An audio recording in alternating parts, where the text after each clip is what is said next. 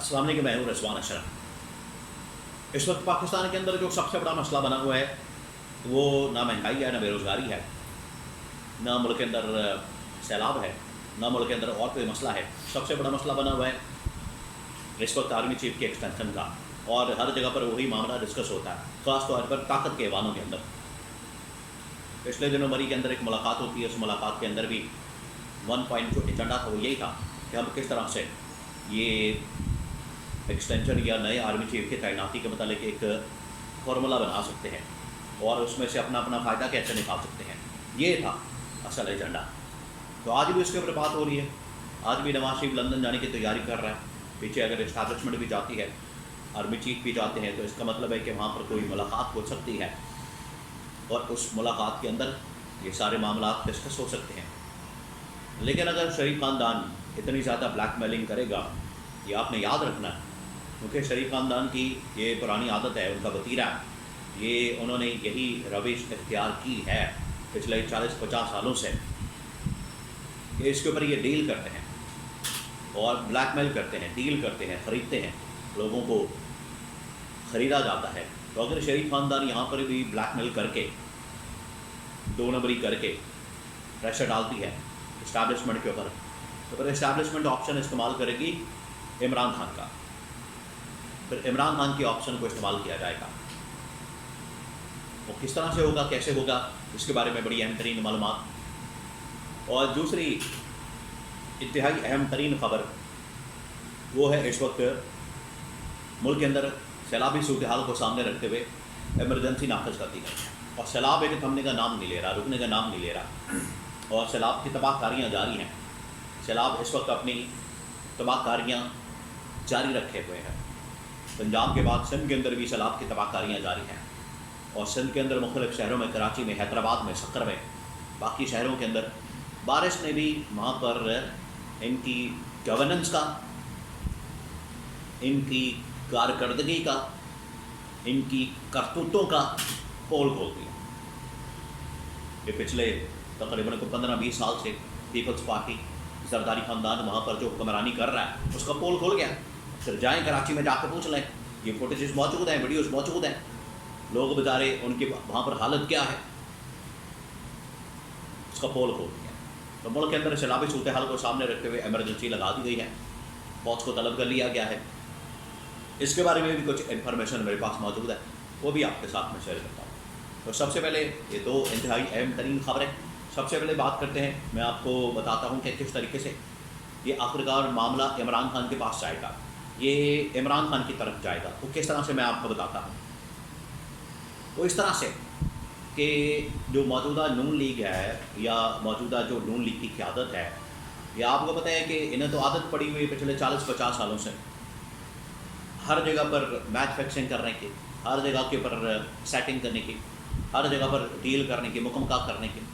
इनकी कोशिश है कि आज के सिनेरियो के अंदर भी अगर आर्मी चीफ की तैनाती का मसला खड़ा होता है तो यहाँ पर अपना बेनिफिट हासिल किया जाए, अपनी को डील बनाई जाए, अपना को मुकम्मल किया जाए, और अगर कोई अपना फ़ायदा बेनिफिट नहीं निकलता तो ब्लैकमेलिंग के ज़रिए थ्रेट करके, प्यार से नहीं मानते वो, अगर ये गोडे गिट्टे पकड़ के नहीं मानते तो फिर गर्दन से पकड़ दिया जाए, ये वाला फिर हर बार इस्तेमाल किया जाए।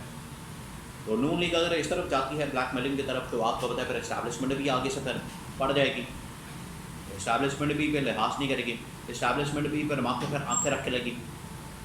तो जहाँ पर ये नून लीग अपनी ऑप्शन इस्तेमाल कर रहे हैं, वहीं पर फिर इस्टेब्लिशमेंट की जानब से ऑप्शन को इस्तेमाल किया जाएगा। अब इस्टेब्लिशमेंट के पास ऑप्शन क्या है, सवाल सबसे बड़ा ये है।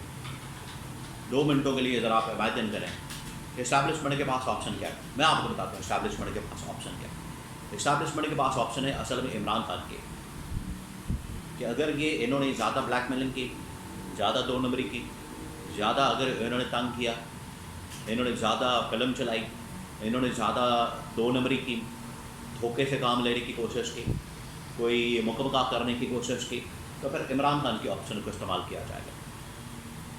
तो सारी गेम इमरान खान के हाथ में चली जाएगी, क्योंकि इमरान खान इस वक्त बहुत बड़ी स्ट्रेंथ रखता है, ना सिर्फ सेनेट के अंदर, कौमी असम्बली के अंदर, पार्लियामेंट के अंदर, फिर एक गवर्नमेंट उसके पास मौजूद है। पंजाब के अंदर भी आधी जो मेजॉरिटी है वो पीटीआई के पास मौजूद है। तो भाई सारी बात है, ताकत के ऐवानों के अंदर तो ये जो नंबर गेम है ये मैटर करती है। इसी वजह से आप देखें कि नून लीग और इस्टेब्लिशमेंट की जानिब से अगर पीटीआई को मुकम्मल माइनस करने का एक प्लान बनाया गया, डीसीट करके डिस्क्वालीफाई करके अपने लोगों को लाने का, वो प्लान इतना कामयाब नहीं हुआ या उसको रोक दिया गया, क्योंकि इस तरह से सारी ताकत नून लीग के पास चली जाएगी, सारे अंडे नून लीग की टोकरी में चले जाएंगे। फिर वो किसी का लिहाज नहीं करेंगे, वो फिर बदमस्त हाथी की तरह बन जाएंगे, सबको रौनते चले जाएंगे। तो इस्टेब्लिशमेंट के पास ये ऑप्शन मौजूद है, इन्होंने जानबूझ के इस ऑप्शन को रखा हुआ है अलाइव जिंदा, ताकि कभी भी अगर नून लीग ज़्यादा आंखें दिखाए, अपनी हद क्रॉस करें, अपनी हद से बाहर निकलने की कोशिश करें, तो उसी वक्त फ़ौरन इनको झपट लिया जाए और इनको पकड़ लिया जाए, और बाद में अगर ये ब्लैकमेल करें तो इनका रास्ता रोका जाए। ये है ऑप्शन। अब आ जाए थोड़ा सा, मैं आपको बता दूं कि मुल्क के अंदर सैलाबी सूरत हाल को सामने रखते हुए इस वक्त एमरजेंसी लगानी पड़ गई है पाकिस्तान में। सैलाबी सूरत हाल की वजह से पूरा पंजाब डूबा हुआ है। हर रोज़ एक नया रैला, हर रोज़ इंडिया की जानिब से पानी छोड़ा जा रहा है, कई लाख क्यूसेक आपको पता है एक पानी के लिए टर्म इस्तेमाल होती है जिससे पानी को वॉल्यूम का अंदाज़ा किया जा सकता है। कई लाख क्यूसेक अगर पंजाब के अंदर, रावी के अंदर 2 लाख क्यूसेक की कैपेसिटी है तो 5 लाख का पानी छोड़ दिया जाता है, तो उससे आप अंदाज़ा कर सकते हैं कि पानी तो फिर बिखर ही जाएगा, वो तो फिर आवाम के अंदर ही जाएगा। इन्होंने इतने इंतजाम नहीं किए हुए। मैं आपको एक बात बताता हूँ, अभी रिसर्च सामने आई है, यहाँ पर सैलाब आते हैं, बारिशें आती हैं, पानी आता है बहुत ज़्यादा, उसमें पाकिस्तान का 100 से भी नीचे नंबर है।